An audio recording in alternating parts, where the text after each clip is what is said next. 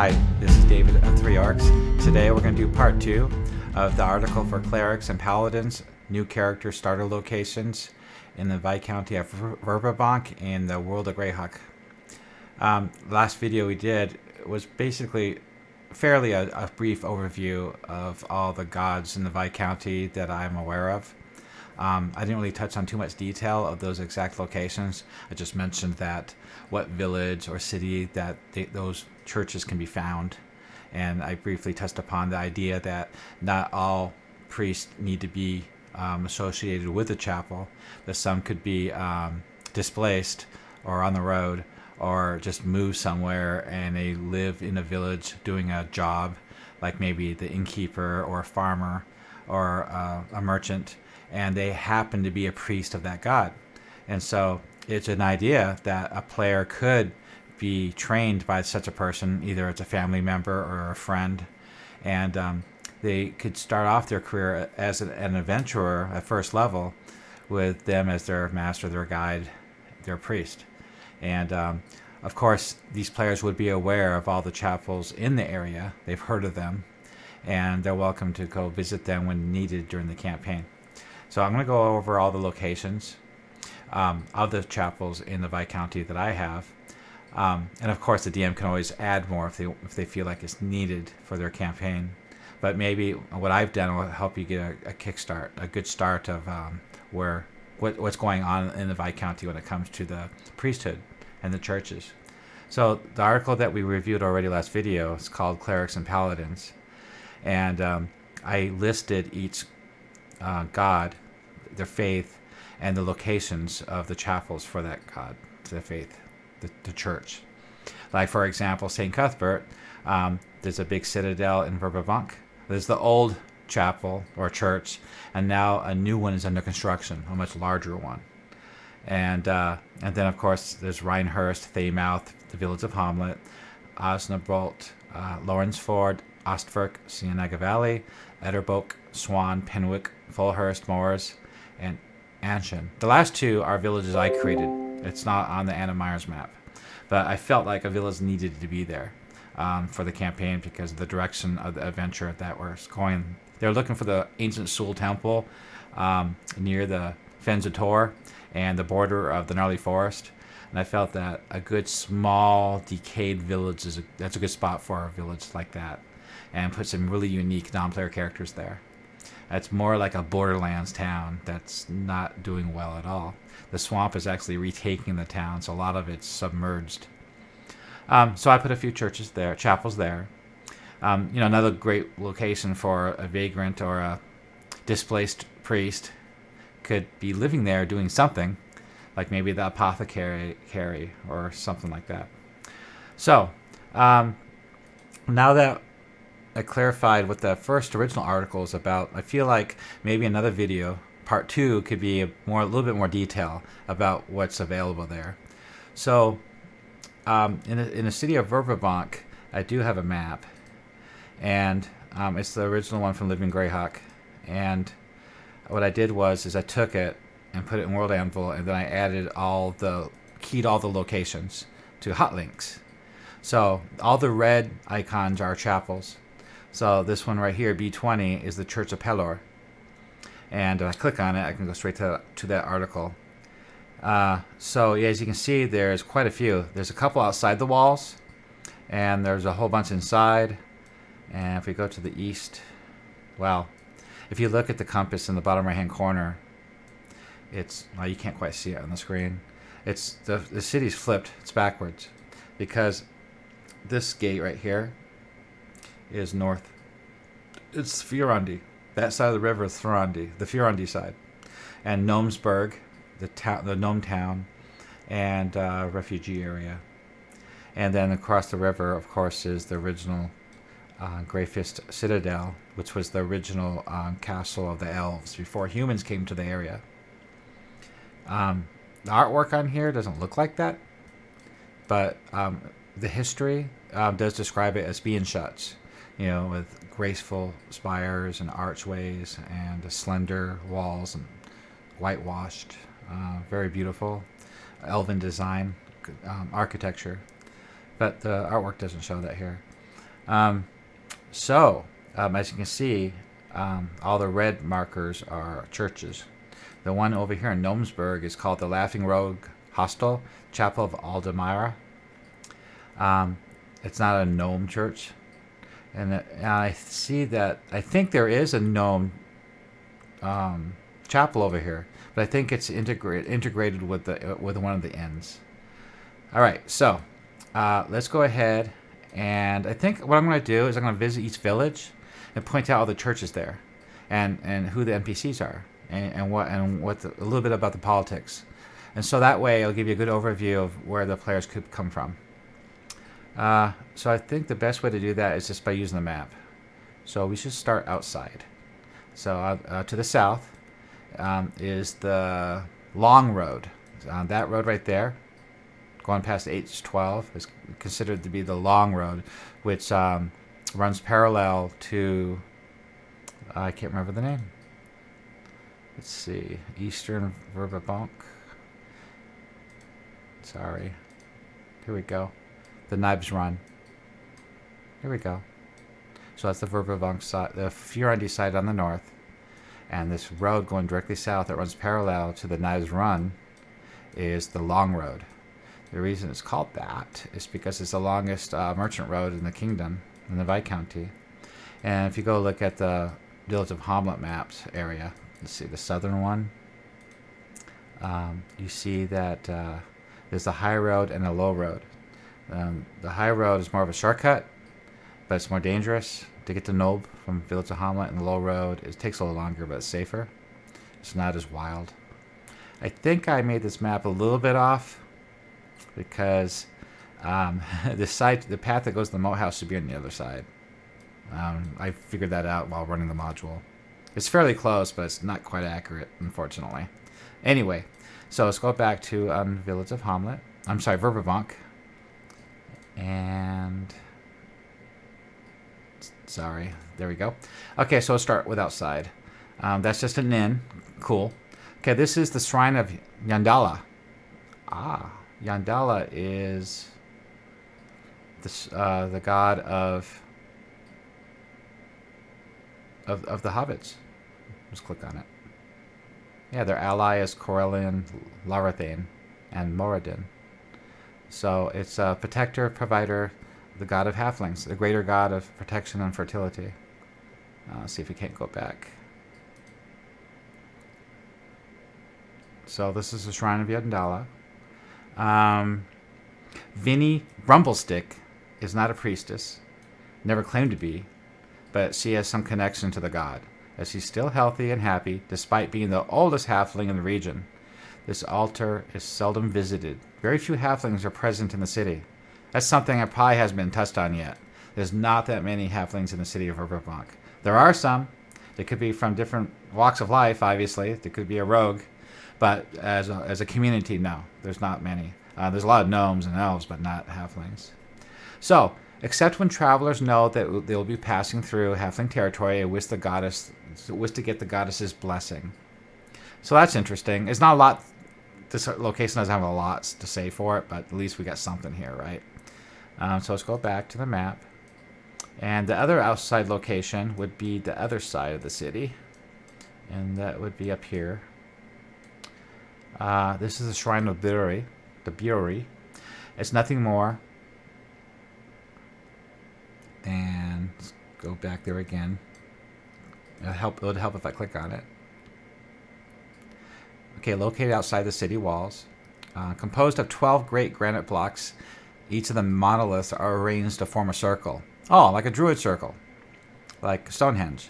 I should add a picture of that to this location. The upright stones have been carved with the holy symbol of Berei, with the complex symbols, druid language, predicts the weather, and it's also the farmer's almanac. Yeah, so the local farmers in this area, obviously there's a lot of farmers on the map. This is the breadbasket in the Viscounty. They come here to determine the weather for planting season.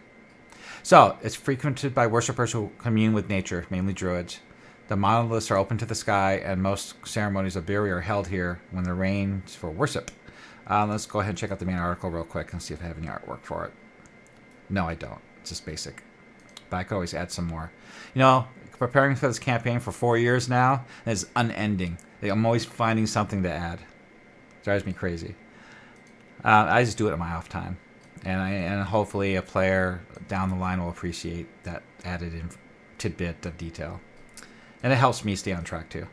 All right, so let's go inside the walls. Let's stick with humans for now. So on the southeast side of the city, we'll start with the top one here, the Conservatory of Lirr. So this one is for bards. It's a school of art and music. It's next to the Silver Consortium, which is the mage university, one of 2 mage universities in the city. It's not by coincidence. Both schools share the grand library and magical facilities. Skip all that. Oh, so what's important here is most bards of the area are graduates from this conservatory. I guess most, because easily somebody that grew up in an inn, playing for the crowd as a young person, and then they grow up and they get really good by practice. They can learn to be a bard that way too, I suppose. Or maybe another bard took them under their wing. So anyway, most of them are from here, which is great because they have the facilities. You can get materials, you can get training, you can get information, use of the library. So it's a really good thing to be associated with this location, but you don't have to be. So there's the library, security measures, the wing of the library devoted to music and poetry. It's under the control of the school. There's a cost and entrance requirements are the same as the Silver Consortium. In addition, lessons, books, all manner of musical instruments, and specialty items, which is interesting. But they're cheaper if you're a student here. 75% discount. So that's something to be aware of. Let's see if we have an article on it. Yeah, I added a couple pictures. What it looks like. And, I created a person. Let's see what they have to say. He's a protector of his home, feels duty, Deleb's conservatory, personality, history. I'm not sure why I created him. But he's probably a bard that hangs out there. It's just an NPC the players can interact with. It doesn't look like he'd be in charge of anything. But let's double check. The person in charge would be... Nobody listed here. So he's just a person on location. So you can do with it what you want. Which I haven't had a need. Nobody's playing a bard in my campaign yet. So I'm not too worried about it right now. Okay, next. Keep a move on here. The Temple of Heironeous. So, this location is big. They have a lot going on for it, so we should read the article. And I did have a Cleric of Heironeous in my campaign. So we have three characters on location there. It's the largest building, resembles a military barracks. Soldiers march in unison, leaders bark out orders, trumpets sound for fighting practice. The entire compound is devoted to military training of these holy warriors. Security is very tight. No one's allowed into the compound who is not righteous in Heironeous' eye. Some of the innermost chambers are even protected against scrying. Guards are constantly on duty. The temple hall itself is full of images of glorious battles, stained glass depicting holy wars, huge marble statues of valiant warriors, tapestries, pictures, and silveries. If a character in your campaign becomes very famous for the deeds they've done in the campaign, maybe a statue will be made of them here. That's an idea. Okay, so it's 22 priests devoted to the god of justice here in the compound. They're 3rd to 5th level, 3 very devout, 7th, 8th, and 10th level. By far, the majority of the righteousness is made up of human paladins, 130 men and women, 1st to 2nd level. A few have achieved high ranks. Head military leader is Tanner Brightblade. He's an 11th level paladin who is very educated, brilliant military strategist, head of the Church of Heironeous. The head of the Church of Heironeous here is Abbot Rodolphus, who maintains his position and central cleric training monastery over at the Abbey of the Valorous Knight.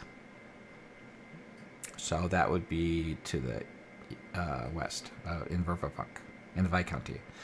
We have goods and services. It offers all these things for players, like services are held 3 times a day. Just on and on and on about sick. No free healing or food is found here. Adventurers can count on assistance to help against the battle against evil. They will give small loans to certain, probably a player that plays a paladin. The temple also has its own smithy and its stables. So if a character started from here, I could see him getting a warhorse.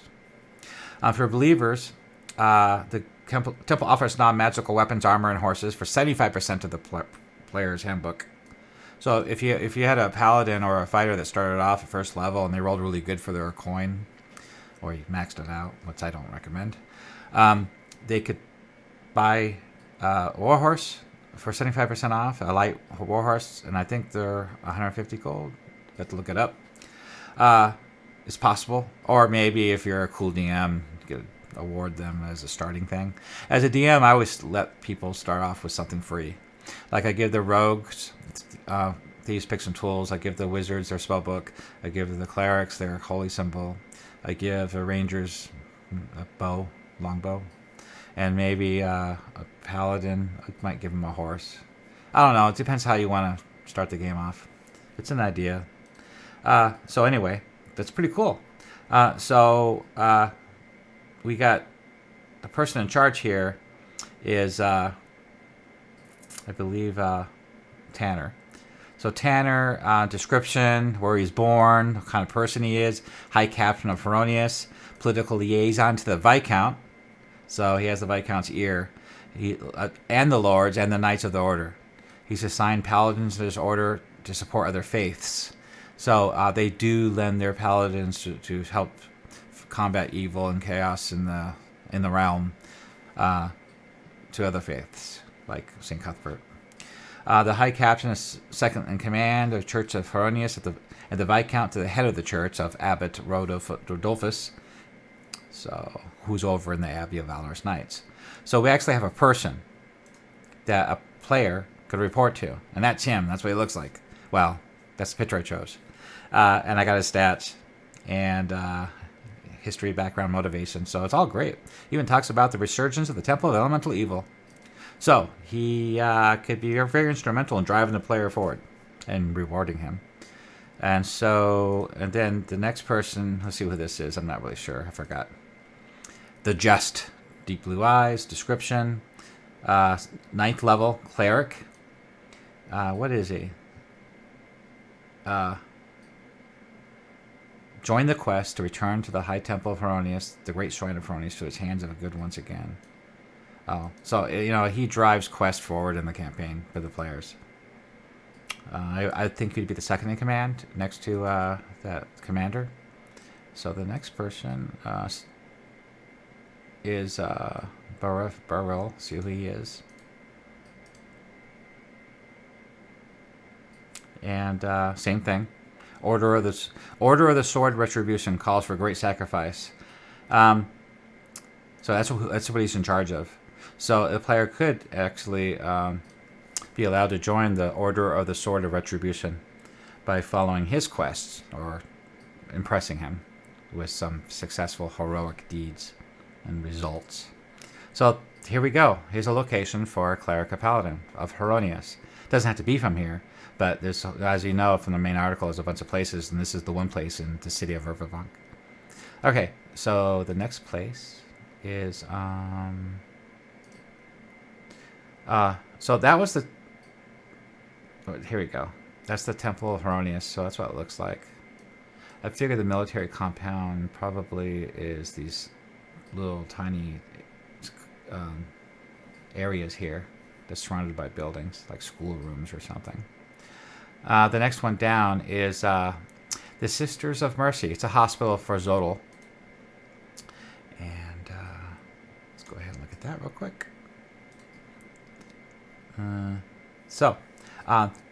Geifmund Merton, 9th level cleric, is born in a poor docking district, spent his early days working, smith shop, a children's book, blah, blah, blah. So he's a person that a player could interact with and report to and get information and quests and get rewarded. So, Lesser God of Mercy, Hope and Benevolence.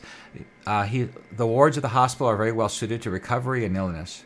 The wards are filled with infirm, mentally ill, and even those looking for asylum. So, staffed completely by women, the Nuns of Zodal Only a few wandering priests are seen on staff. Goods and services. They offer healing services to all who enter the doors. What's interesting about that is not all faiths will heal or help everybody, especially the more hard case priesthoods out there.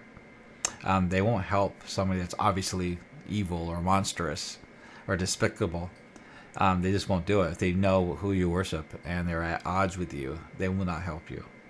Or if you want to accept the blessings and healings of a god, you as a person might not want to accept that because there'll be blasphemy in your eyes to accept help from that priesthood.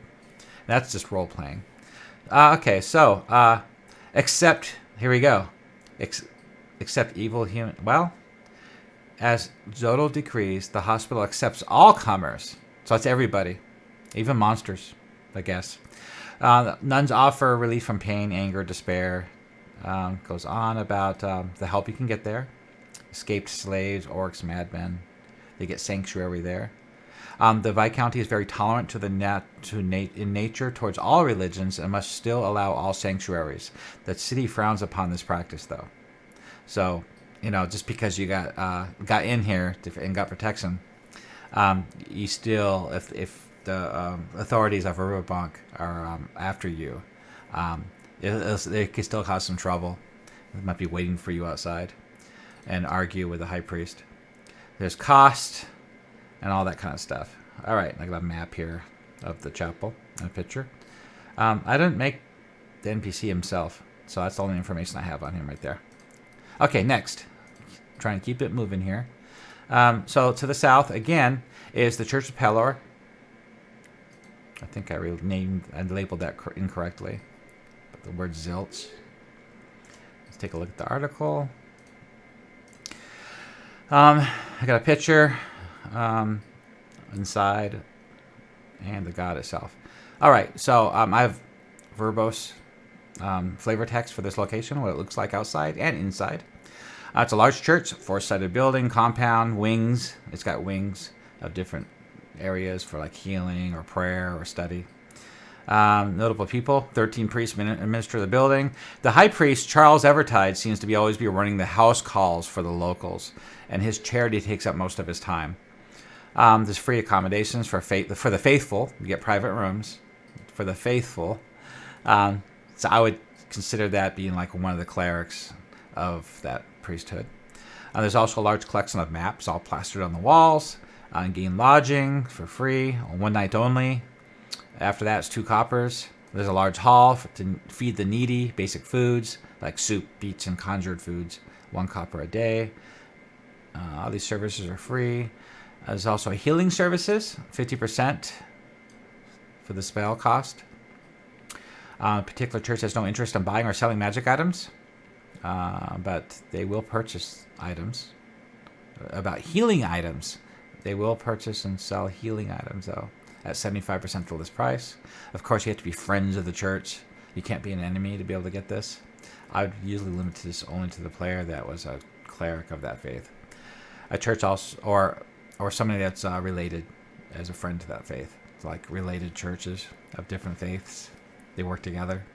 The church also offers special services like cremation of the dead. Once a week, they build a raft, sent it down the river, of funeral fires and stuff. Church office, I have a description of the office itself when you go talk to the high priest, the bishop. I have the temple gardens, that's described what it looks like outside. And I have a description of the altar of Pelor, what it looks like in there when you go visit. Purpose and functions. They are a member of the governing council of abbots, followers of the Sun Father, and recently ascended Shield Maiden, the strong, benevolent flock. They work across the Viscounty to promote healing and defense. They spend a lot of time tending the sick and providing basic spiritual needs of the communities. They're very popular next to St. Cuthbert, I believe, because of this.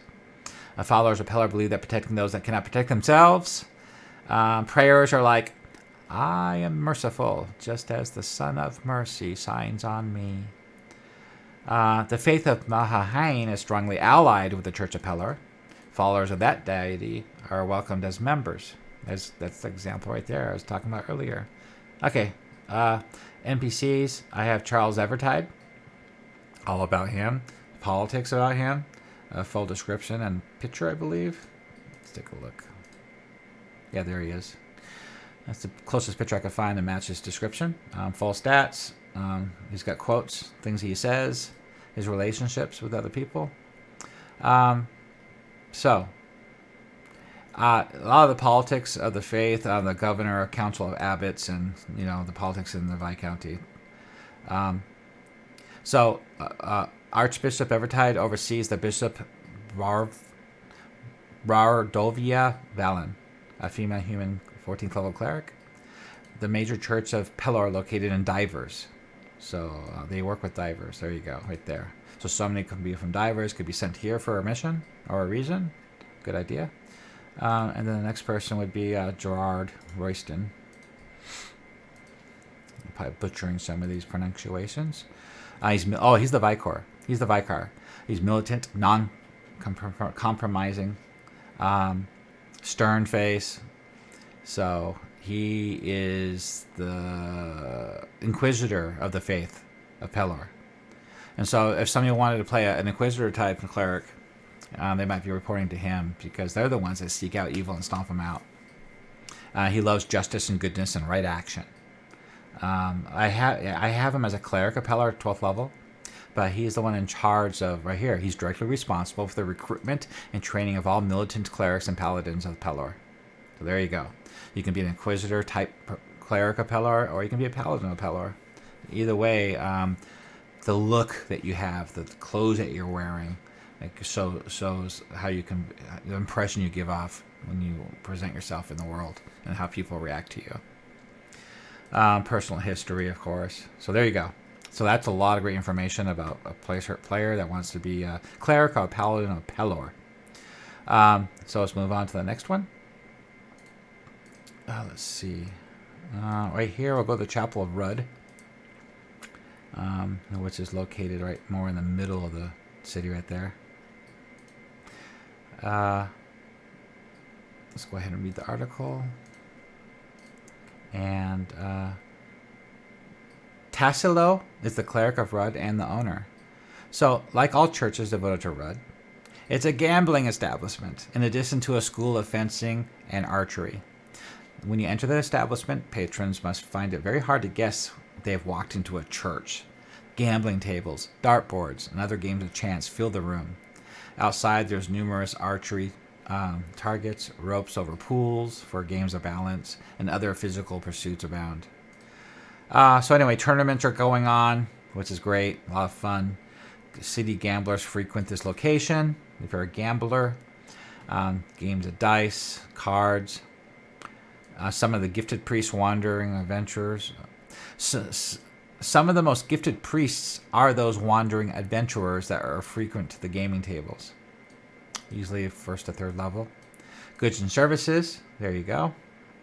And then he has stats, but not in a separate article. And that's a holy symbol of the faith.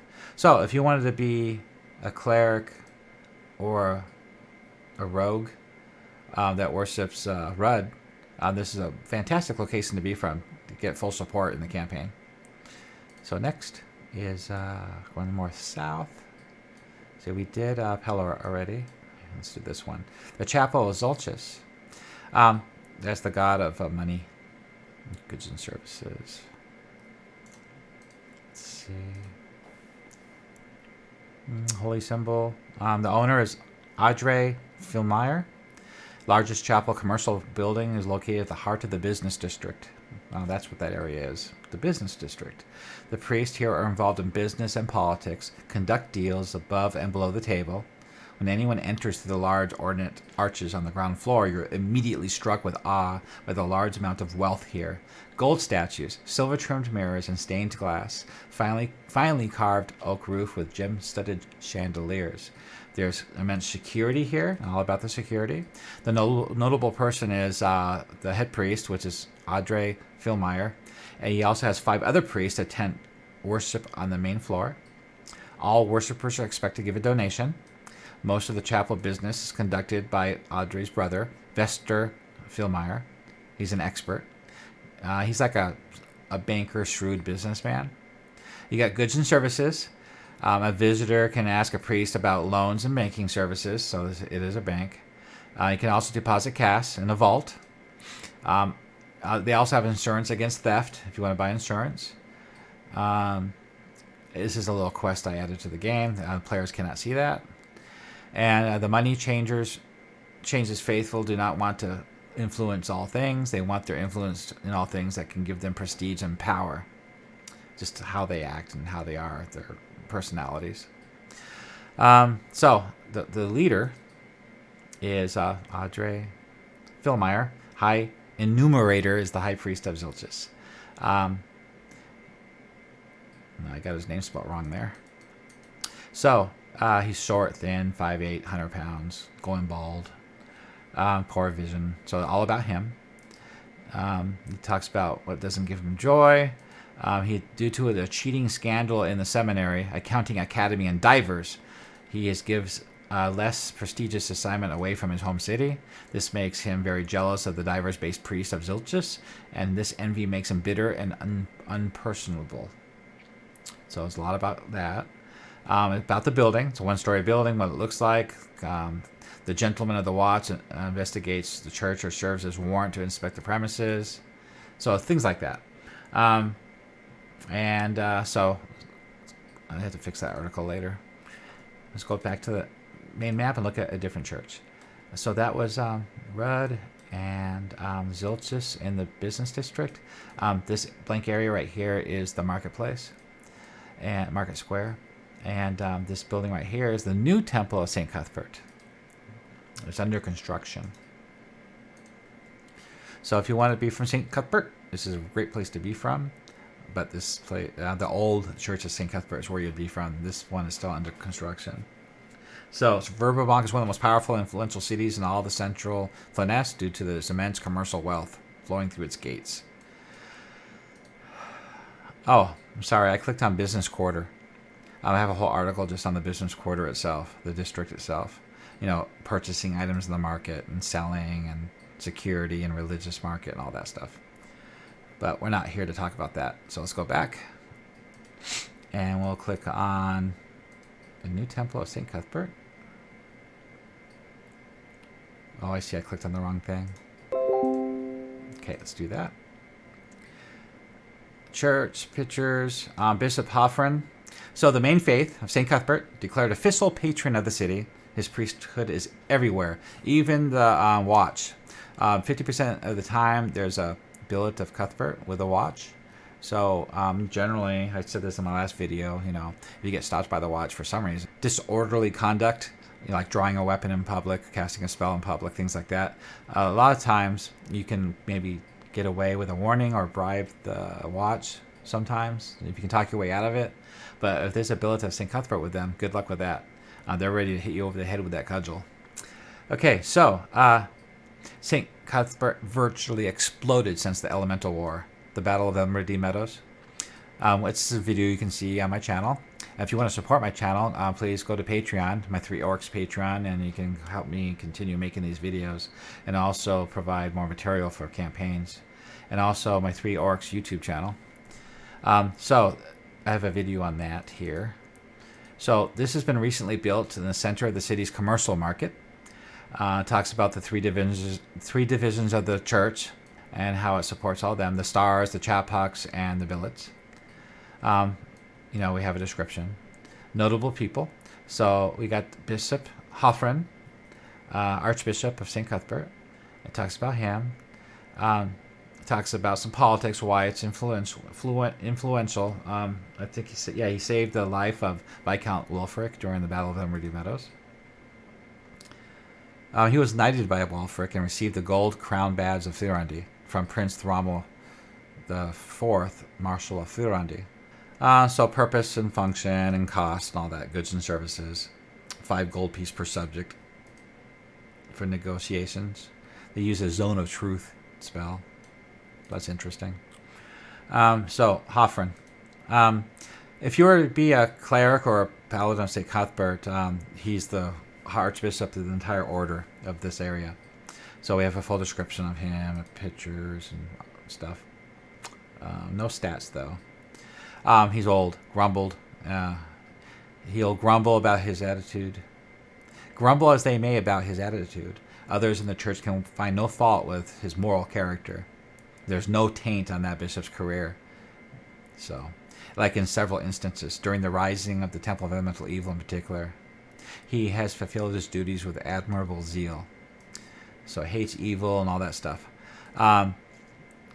So he's a difficult man to deal with because his crusading fervor. Pagans find it virtually impossible to gain access to the resources of the church.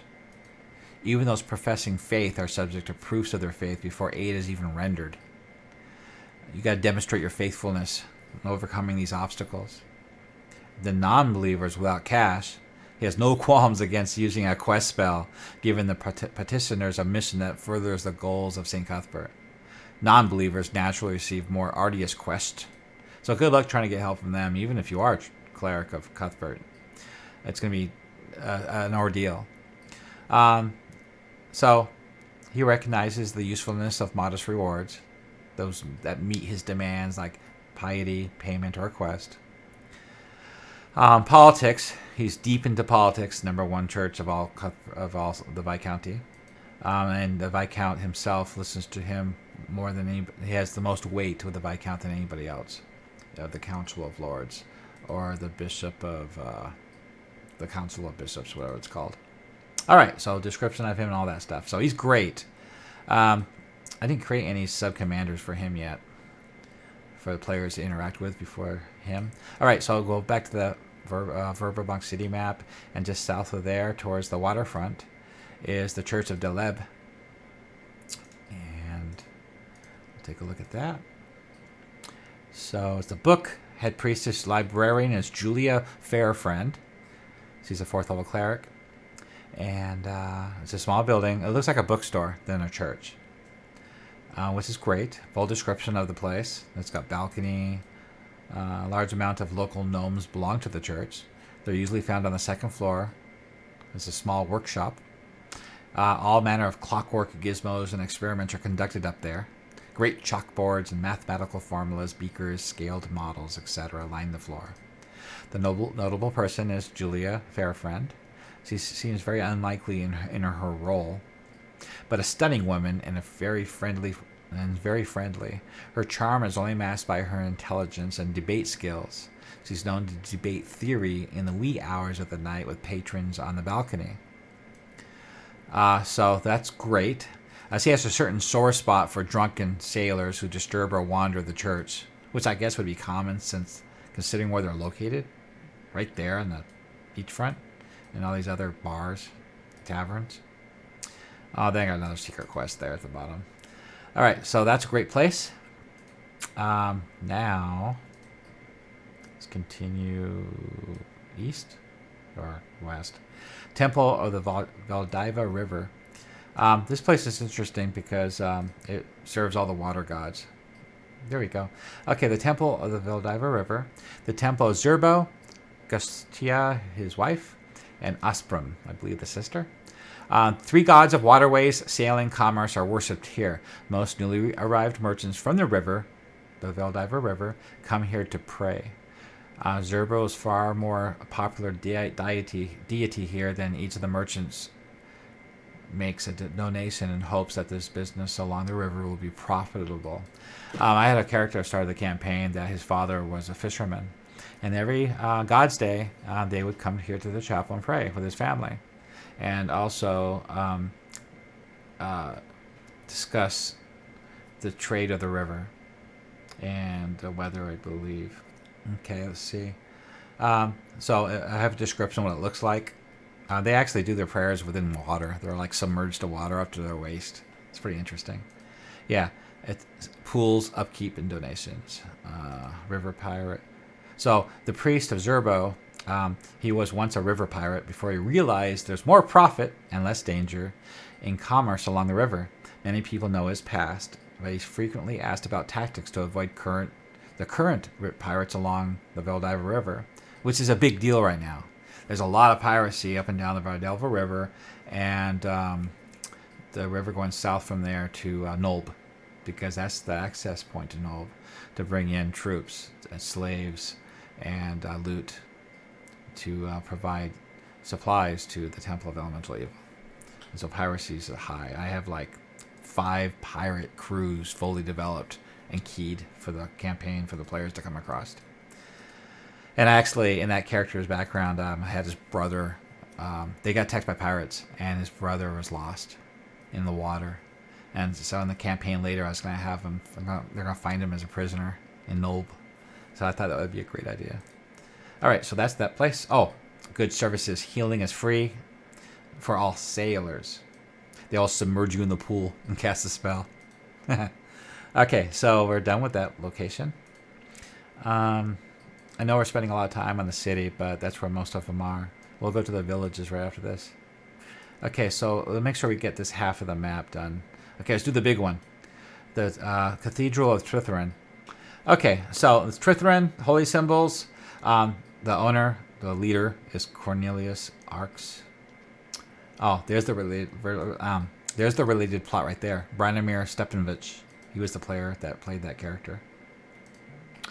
Okay, the article has a full description of the cathedral. After St. Cuthbert, Trithereon is the most popular. That's important. So there's a reason for that.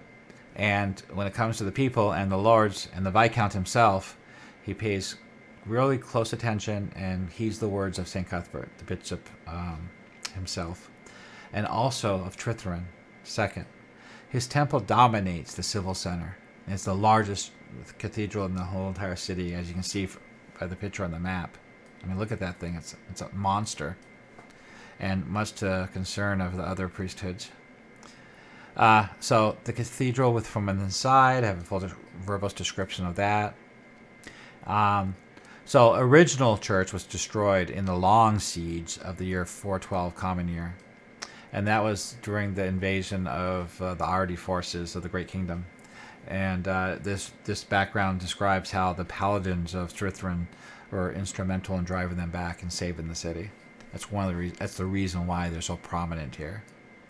So no matter how much trouble the chaotic good priesthood of Trithereon causes the lords, they're not going to be able to get rid of them. So anyway, it goes on about descriptions. The high priest himself, he's the most highly respected soul, formerly of Greyhawk, the city of Greyhawk. Cornelius left Greyhawk for Verbobonc in 550 Common Year. He has been the high priest of the Temple of Trithereon for over 30 years. I'll have to redo those numbers because we're playing in the year 576 Common Year campaign.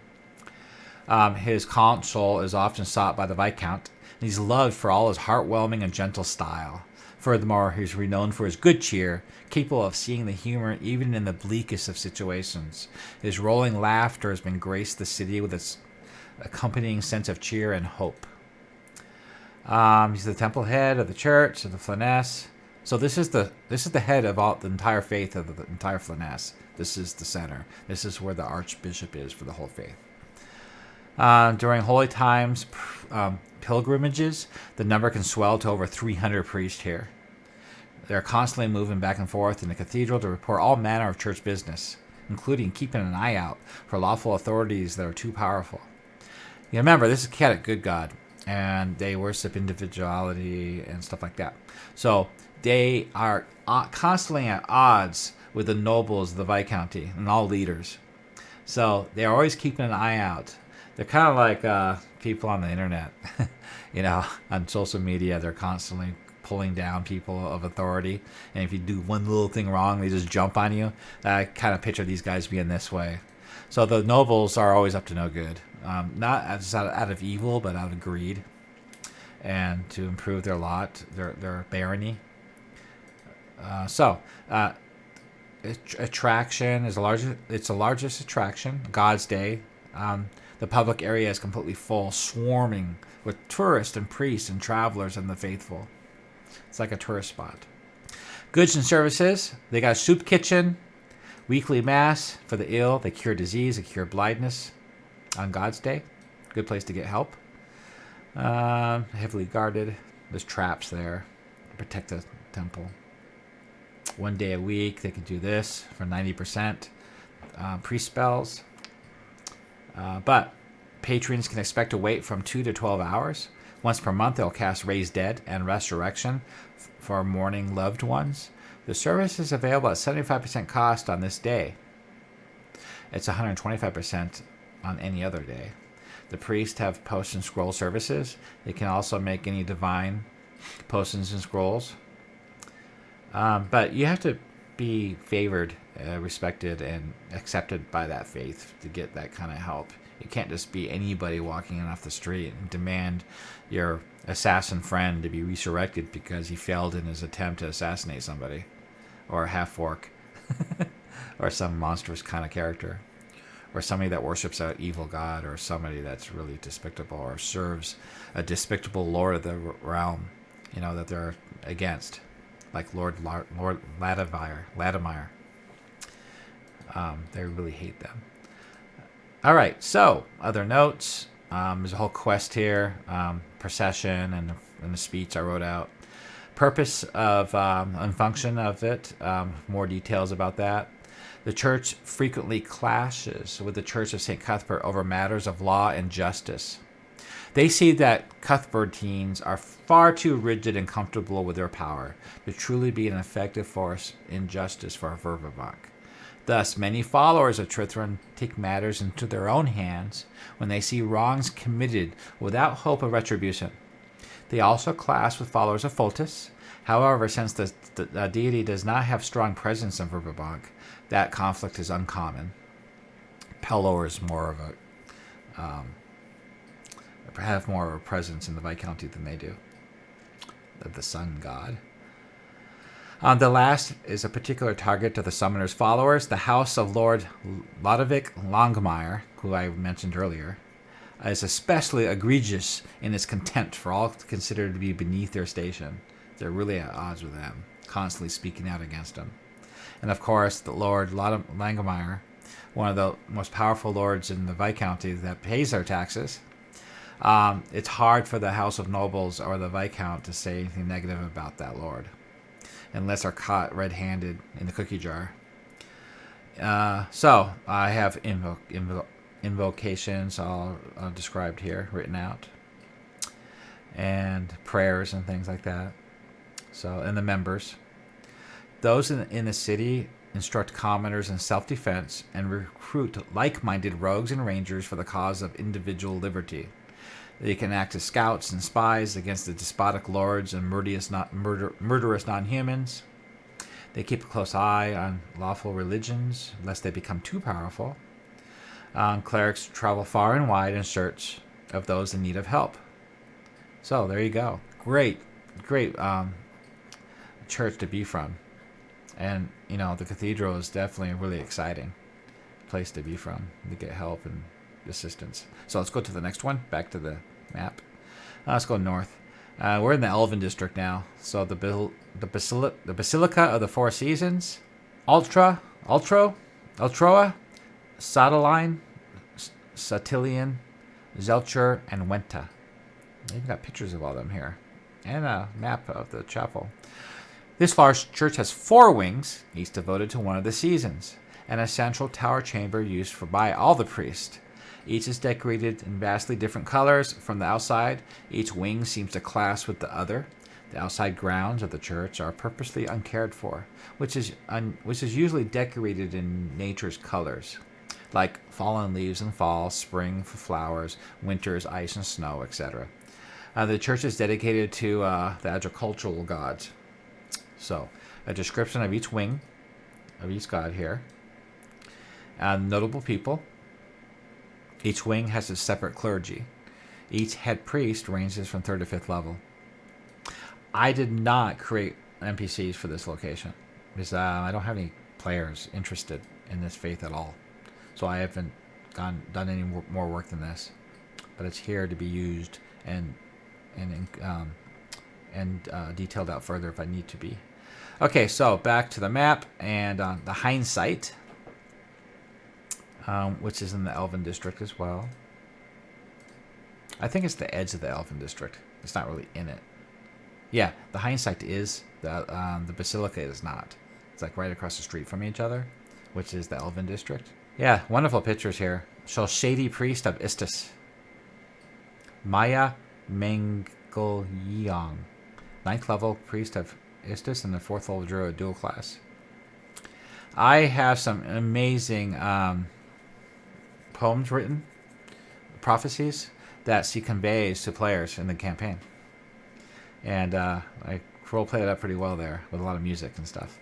So, fortunes are told here, divinations, occult, seer, shrine to Istus.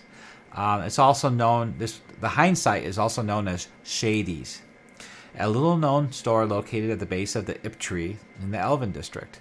The owner, only known as Shady, is an unpopular loner elf. She's kind of dark. I think she looks like a drow. Anyway, her dark shop is the frequent topic of gossip among the locals. She is never seen emerging from the shop during daylight hours, and indeed, the shop is only open after nightfall. So there's a lot of good things here to use in the campaign. One enters the shop at ground level, a description. Go past that. So, notable people. Shady's origins are not known, and rumor abound that she's part drow. Her talents are many, and she specializes in divination magic. She has an affinity for wild creatures. Although she's not evil, she lets the rumors continue to ensure that her privacy is kept. She offers services of the vague or foreboding nature, of extreme importance. She can scry future with an incredible accuracy, like a magic item, or the Temple of Elemental Evil prophecies that they have in the module. Great place to come to find that information. She demands that the customer gives up what they love the most in exchange for a peek into the future.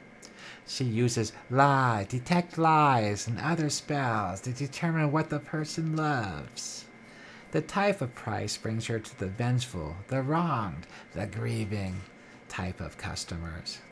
So I have a little bit of a voice for her going on, and prophecies that she actually conveys to certain players. I actually have her show up at the marketplace in a tent, and they'll pull a player into the tent and fortune for coin.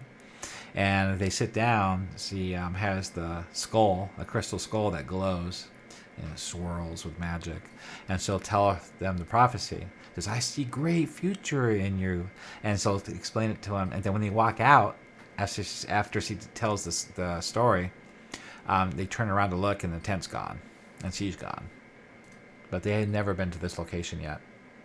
I have a map here of the tree location. I think that'll work. That's the closest thing I could find. Okay, so that's that place. Next is up in the Elven Quarter. It's called the Temple of the Blinding Light. There is a chapel for Pholtus. Strange place to be located at, though, in the Elven District. I took a piece of art and I used Photoshop and I added the light on top because that's what it looks like in the city. You can see that light from clear across the city. It's the god of the sun, where Pelor is also the god of the sun, but they're two different. One's Vlan and one is Sul. Oridian. Okay. So it's the god of light, resolution, and law. So it's not the largest in the city, but it's most highly noticeable. The 5-story tower acts as a beacon. The walls of the uppermost floors have been permanently enchanted with daylight spell. Thus, the tower radiates, much like a lighthouse. The interior of the tower is even more spectacular. Walls are made of pure white marble, numerous permanent lights everywhere. The spells are placed throughout. It's so bright inside that most people are slightly blinded for 5 minutes until their eyes adjust. Great place to be from. When first entering the temple, there's strict codes and rules to be obeyed, and they are enforced by the gods. Like no dirt, filth can enter the building and must be spotless. You should hand out little booties, like slippers. I think that'd be a great idea. I just thought of that just now. Especially grubby patrons must be refused entrance unless you take a bath first. Also the way you smell. Okay, so there's a glyph. The warn of anybody have chaotic or evil alignment at the entrance. There's 3 ascending orders: the glimmering, the gleaming, and the shining. So the cleric can be from any one of those orders. I believe one of them is for paladins. The head of the order is Dayton Brightblade. Extremely strict and takes no tolerance for chaos. He's a valued member of the city hall and frequently called there to help out with political matters. The first floor, 6 paladins there. Second floor, office space. Then one of the smaller members of the Council of Abbots, the Church of Pholtus, makes up for the lack of membership with vocal and active participation in events occurring in Verbobonc. So, they cannot effectively impose law and order by any length of time in the Viscounty. The Cuthbert's tolerance for the most chaotic faiths, like the Church of Trithereon or the Church of Alona, has undermined their authority in the land. And so the Church of Pholtus seeks to establish its presence where possible to bring law into the land and vanquish chaos. Those that follow the one true way are strident and vigilant against disorder and chaos. So it's just how to roleplay your cleric or paladin. The words of unbelievers. So it's all very interesting. And if you go to the god and read more about him there. So the Brightblade talks about him. I didn't create a separate character for him, but that's all. No stats. But there he is. All right, next. We'll continue more to the right. So that was the Temple of the Blinding Light. Here we got the Shrine of Farlong. Click on that. This is not an actual chapel indoors. Yeah, see the bridge? It's an elven bridge. It's the closest picture I could find. The small bridge across the Nibes Run has been created and devoted to Farlong. The ornately carved wooden bridge is quite unique. It's located in the Elven district and was completely made by Elven worshippers hundreds of years past. The grand span of the bridge are made from ipt trees, and the wood carvings have not shown any sign of age. The entire deck and railings of the bridge have been etched to form one large road map of the Viscounty. Really interesting.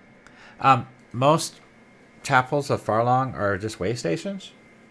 Most of them, a lot of small towns have just like a little tiny shrine, like a statue on the side of the road, where people leave their offerings as they travel past. There are real way stations in the Viscounty that I have keyed, where you can get free one night stay, and also stables for your horses, and food, very basic food, like porridge. Okay, continue more.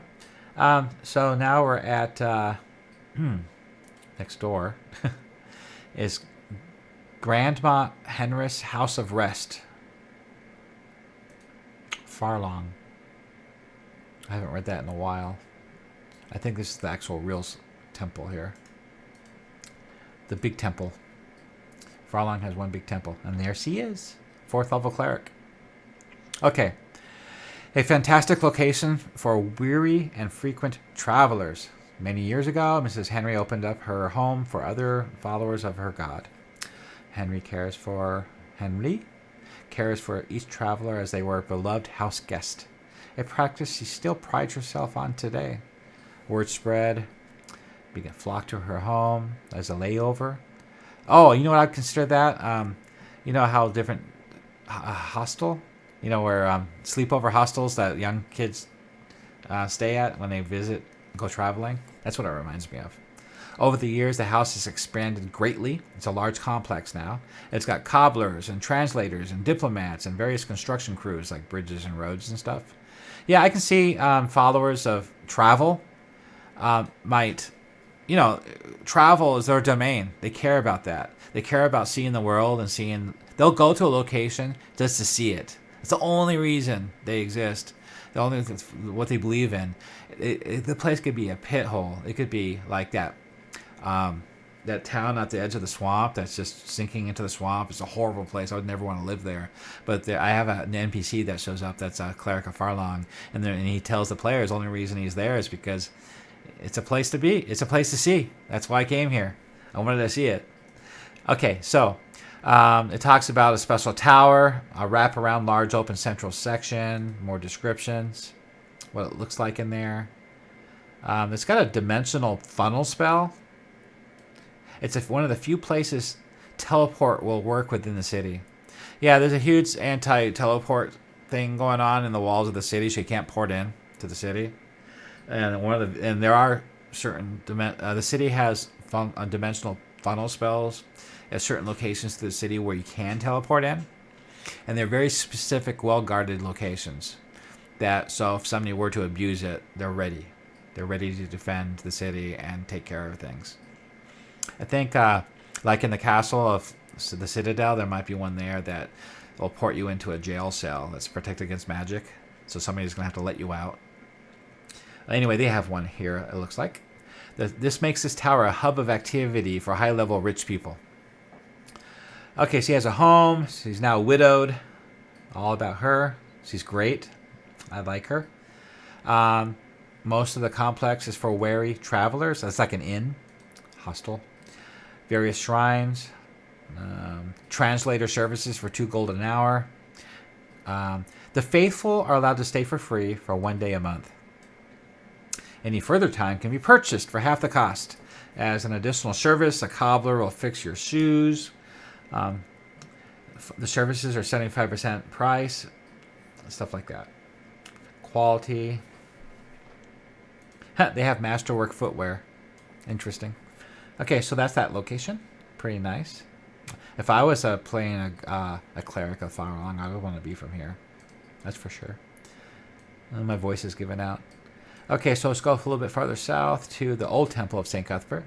I need to come up with a better header. That's just my default header until I can come up with something better. I should use my 3 orcs banner here. Okay, description, when it's outside. I had that little tag. More description, more politics. It talks about Jairus Dabrin. He greets all visitors at the church door, and he wants you to donate for the church. He collects donations. I got this from the Temple of the Village of Hamlet. Sayings on the walls, little quotes of St. Cuthbert. Canon Neville became chief cleric of his church. He manages the day-to-day activities of the church. Friendly and stern manner, brooks no sway from the righteous cause of St. Cuthbert. So we got those NPCs created, developed. The entrance of the church is fully keyed. Verbose description. I actually wrote in there, them saying things like, "Welcome to the Church of St. Cuthbert. I am Billet Jairus. What brings you to the bastion of humanity and the seal of the stalwart host?" It's good to have things written out like that so you can roleplay from. I have a description of the infirmary. A couple of the mounted borderers patrols was attacked by gnomes, and they were brought in for healing here and questioning, and the players came here to question them again. Mounted borderers were attacked by a hill giant with a necklace around his neck and a whole patrol of gnomes. That's what they reported, and the players are trying to get to the bottom of that. Anyway, the Billet Division has a standing religious army. It's the first army of the church. That's what it's called. They're club-bearing zealots. And their Corbatine overseer, Branditane, he's a 6th level fighter, 2nd level cleric. He's beaten them into a formidable and well-trained force. There's like 200 men and women in that force, half of which are barracked in the old church. There's a rumor that the old church location has an underground library that houses rare books and secret religious artifacts of the church. I didn't develop that yet, but there's no need to unless I have to. Okay, next. Now, I love this place. The Monastery of the Reverend Brothers. If you look at the map, so that's the Citadel of the Viscount, the Castle Greyfist. It shares its walls. You see this monastery complex right here? So that's the outer wall. That's the front gates right there. The front gates of the castle. And at the base of the wall, attached to the wall, is this monastery. So it shares the protection of the castle. That's how important this monastery is, this priesthood is to the nobles of the Viscounty. There's a lot of role-playing description written out here because the players came here in their campaign. Full description, walking up to it, description of the gatehouse, description of the compound, description of the Tower of Reason, and the Halls of Peace. And then the worship itself, I got prayers written out, I got music. It's all elaborate production here. The worship of Rael did suffer, though, within Verbobonc since the Elemental War.